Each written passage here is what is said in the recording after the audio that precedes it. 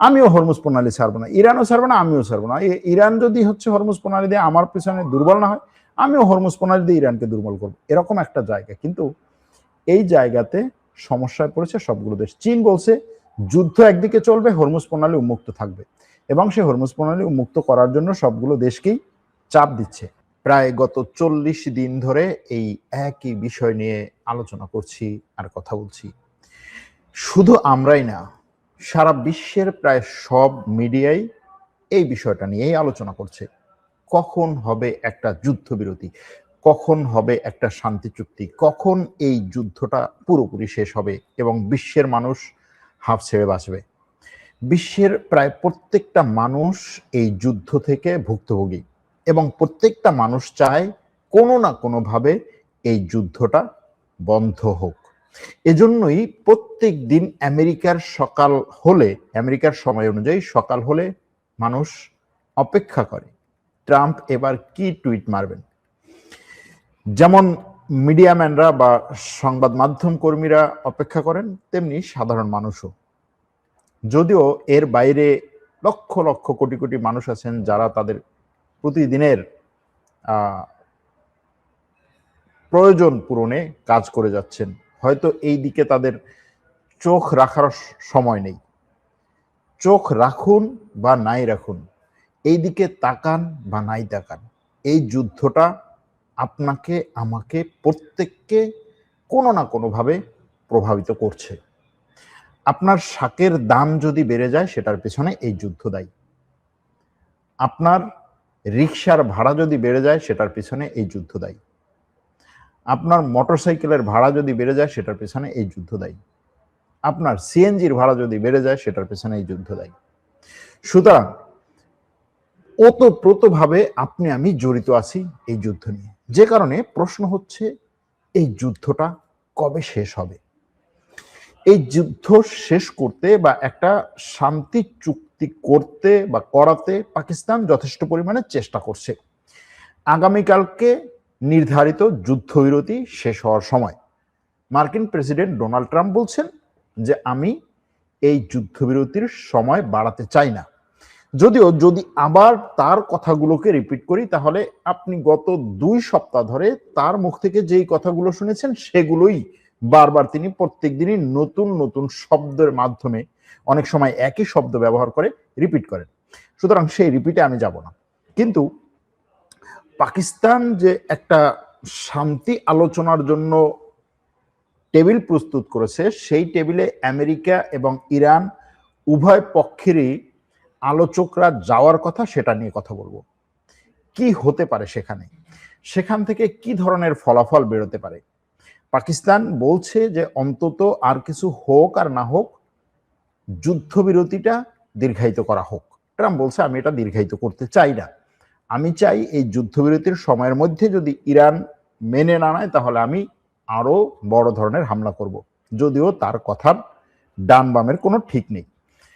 এখন এই আলোচনায় আগে যারা ছিলেন, আমেরিকার পক্ষ থেকে আগে যারা ছিলেন তারাই থাকবেন। ইরানের পক্ষ থেকেও যতটুকু বোঝা যাচ্ছে যে ইরান যদি যায় এই আলোচনার টেবিলে বসে, তাহলে আগে যারা ছিলেন তারাই থাকবেন। সমস্যাটা কি নিয়ে? সমস্যাটা হচ্ছে এই আলোচনার সর্বশেষ যে জায়গায় এসে মানে ঠেকে আছে, সেটা হচ্ছে ইরানের সমৃদ্ধ করা পরমাণু বা সমৃদ্ধ করা ইউরেনিয়ামগুলো কি হবে। ট্রাম্প বলছে এটা আমাকে দিয়ে দিতে হবে, আমি নিয়ে ঘরে চলে যাব। ইরান বলছে এটার কারণেই আমি যুদ্ধ করছি, সুতরাং এটাকে দেয়া যাবে না। এখন ট্রাম্প একটা ফর্মুলা বের করার চেষ্টা করছেন।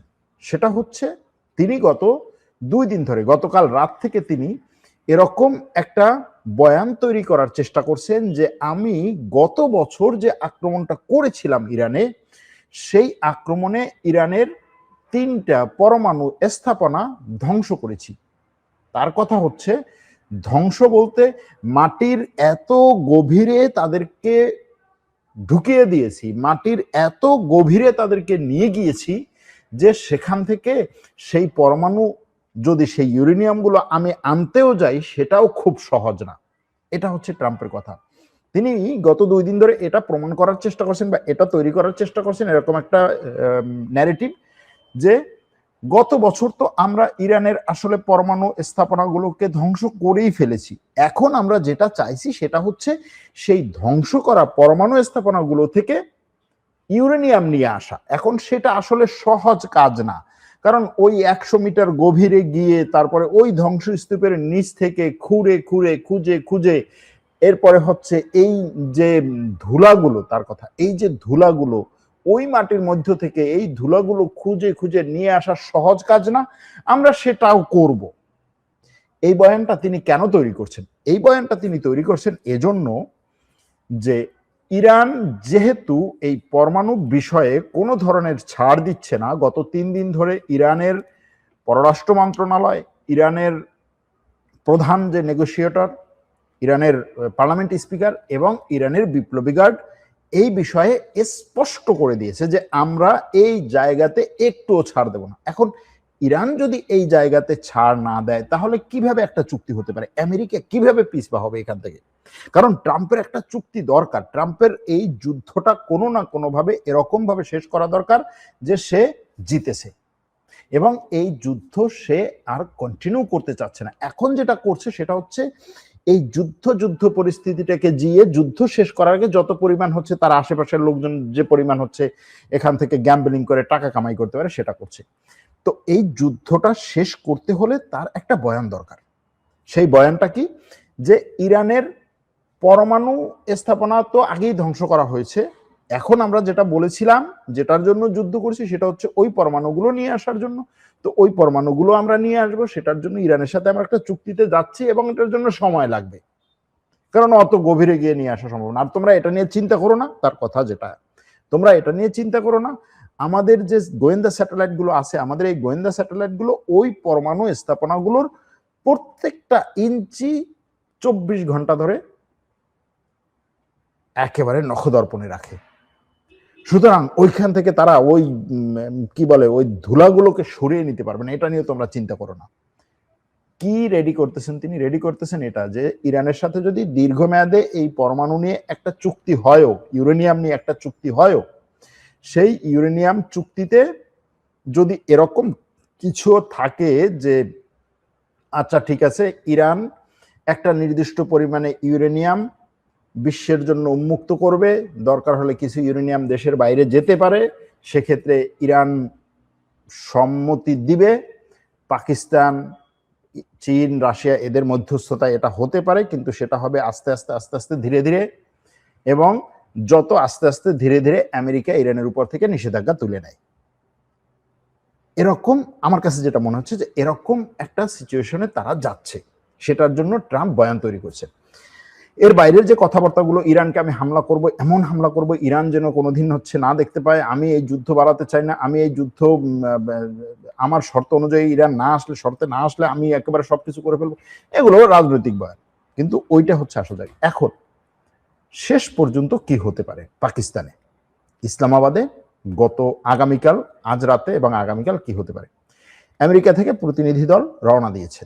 পাকিস্তানের বক্তব্য হচ্ছে তারা আশা করছেন ইরান থেকেও প্রতিনিধি দল রওনা দিবে এবং দুই দেশের প্রতিনিধি দল, মূল যে প্রতিনিধি দল, তারা প্রায় সমসাময়িক সময়ে পাকিস্তান গিয়ে নামবে।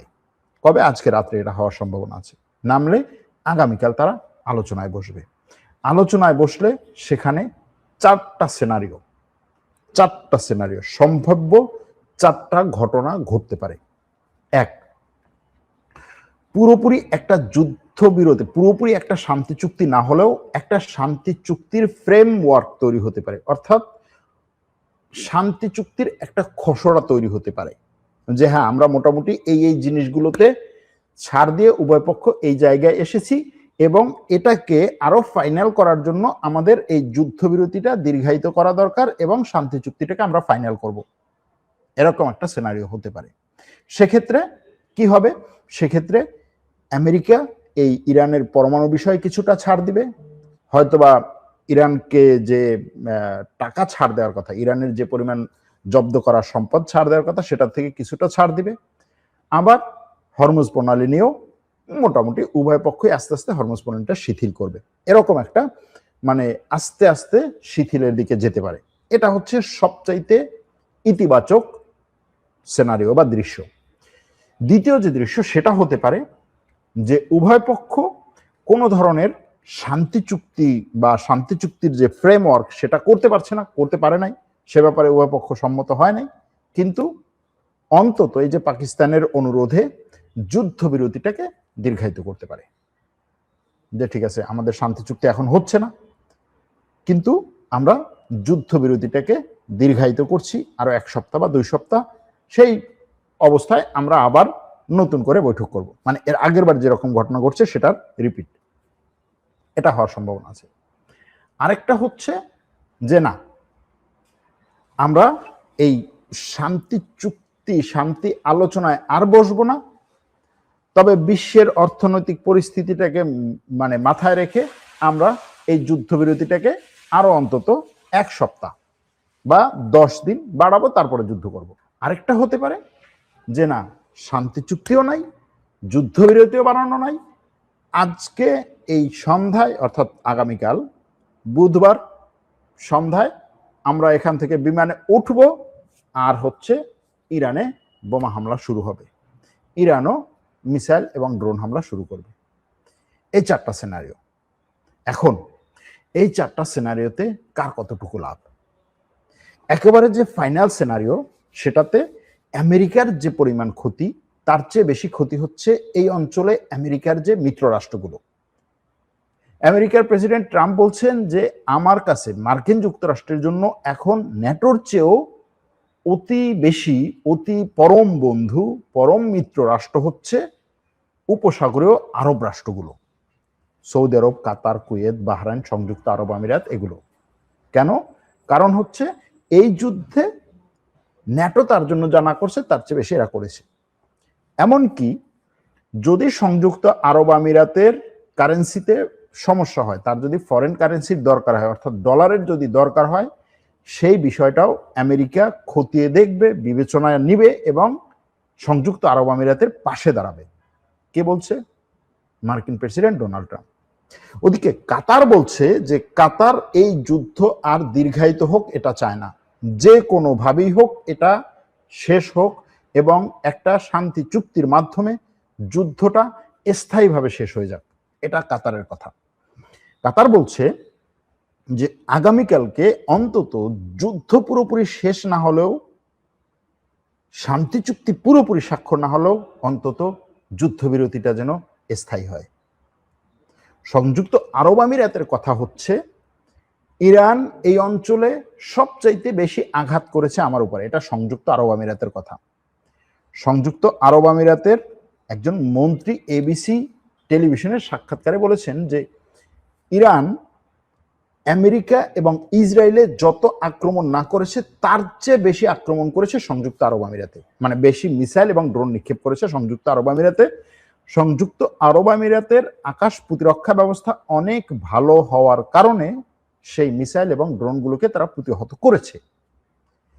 তাদের কথা হচ্ছে আমাদের এই অঞ্চলে যা আছে সেগুলো ইরানের না থাকার কারণে ইরান ঈর্ষান্বিত হয়ে আমাদের উপর আক্রমণ করেছে।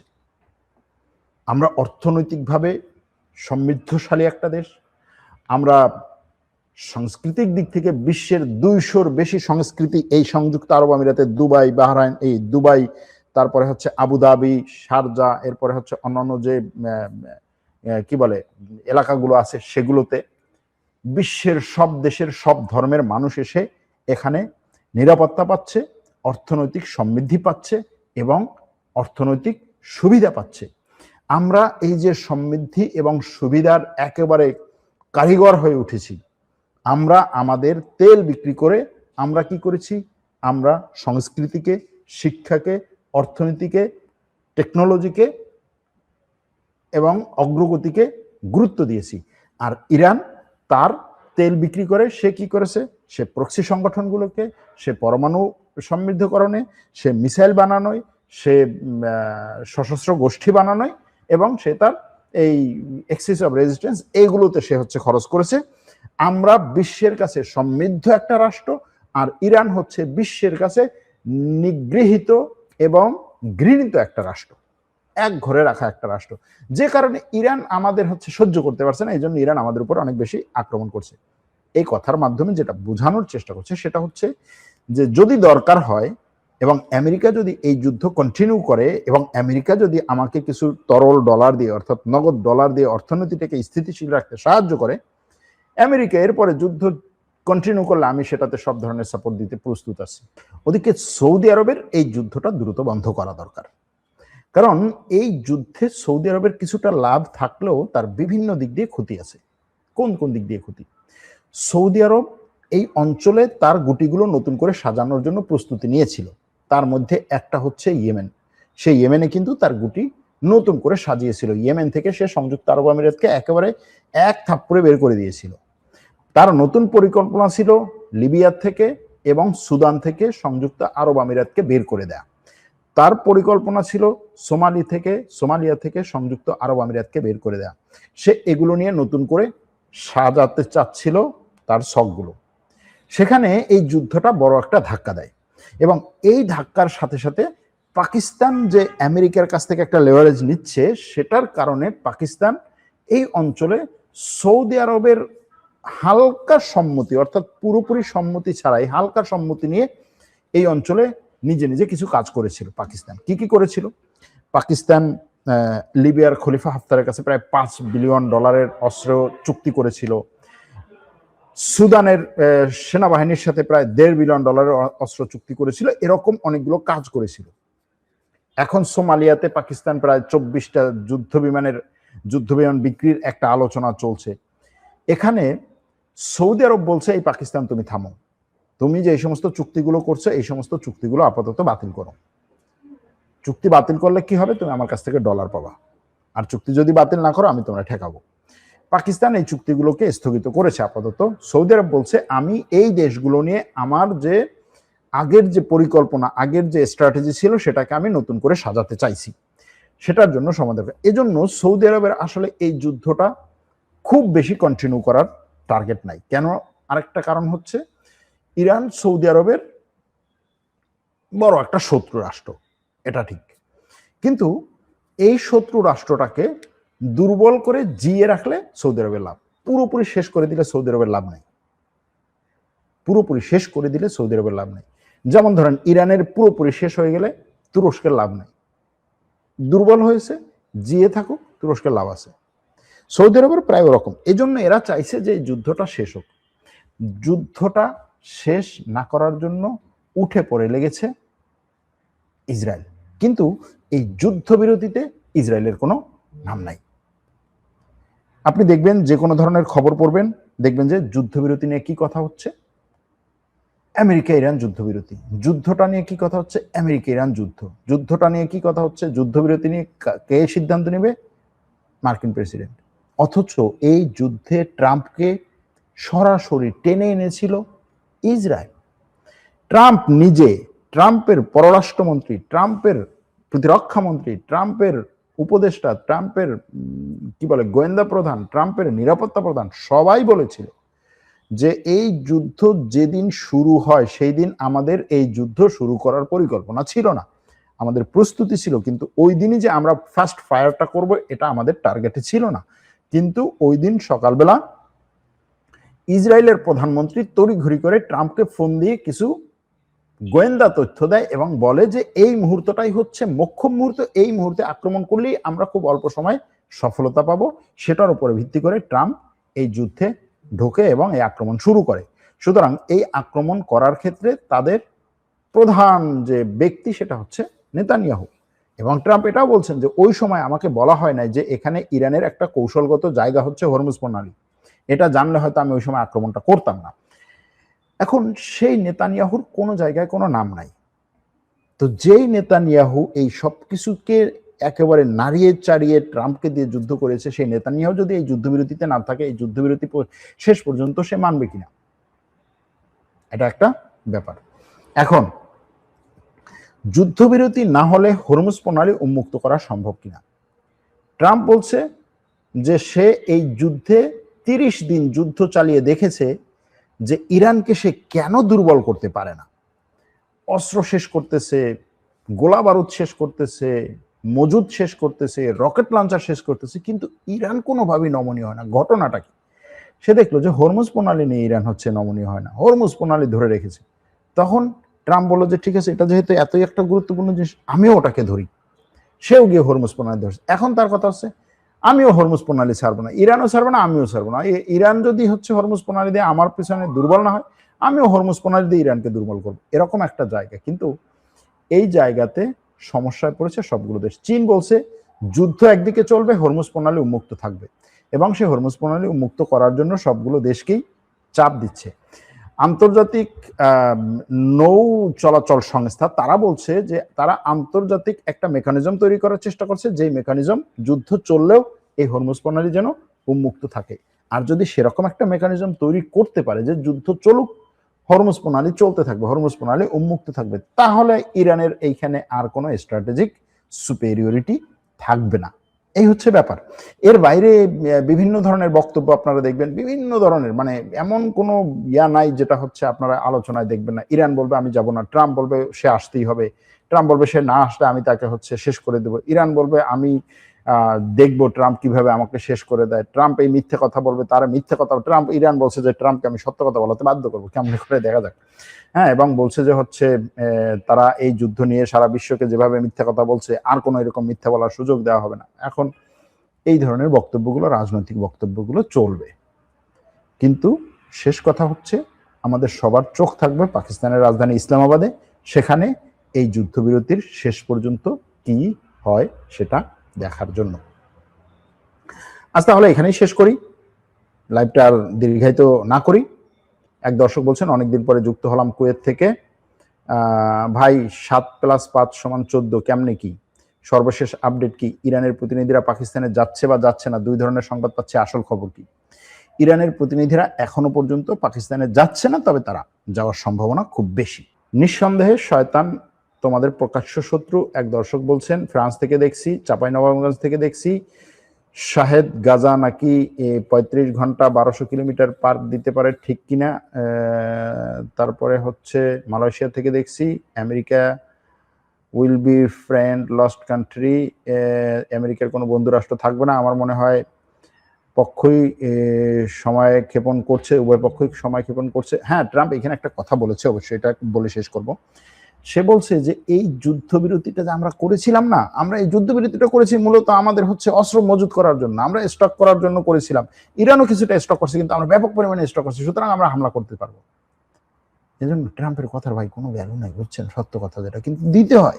রাষ্ট্রপতি যেহেতু আমেরিকার এখনো পর্যন্ত সেনাবাহিনী, সে তার কথায় ওঠে বসে, সুতরাং দিতে হয়, এরকম একটা ব্যাপার। আপনি আসলে স্বার্থপর, আমার কমেন্টগুলো একটুও দেখেন না ভাই, আমি স্বার্থপর না। দেখেন এই যে আপনার কমেন্টটা এই দেখলাম, এবং কারো কমেন্টই হচ্ছে আমি স্ক্রিনে দেখালাম না, আপনারটা দেখালাম, এরপরে কি আপনি বলবেন আমাকে স্বার্থপর? বলেন। প্রিয় দর্শক, ইনফরমেশনগুলো যদি ভালো লেগে থাকে তাহলে অবশ্যই চ্যানেলটিকে সাবস্ক্রাইব করে আমাদের সাথেই থাকবেন। আল্লাহ হাফেজ।